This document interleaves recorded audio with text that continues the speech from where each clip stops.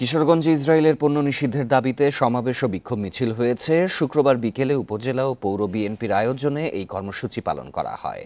বিএনপির কেন্দ্রীয় নির্বাহী কমিটির সদস্য শেখ মুজিবুর রহমান ইকবালের নেতৃত্বে বাজিতপুর বাজার বাঁশমহল প্রতিবাদ সমাবেশ অনুষ্ঠিত হয়। বান্ডেল থাকলে প্রতি সেনমানিতে টাকা বাঁচবে। বিকাশ সেনমানি বান্ডেল কিনে জিতুন প্রতি লেনদেনে।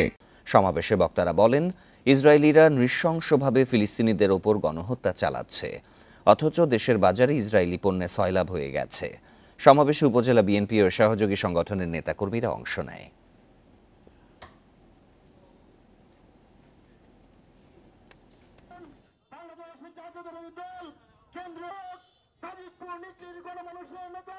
তাদের কাছে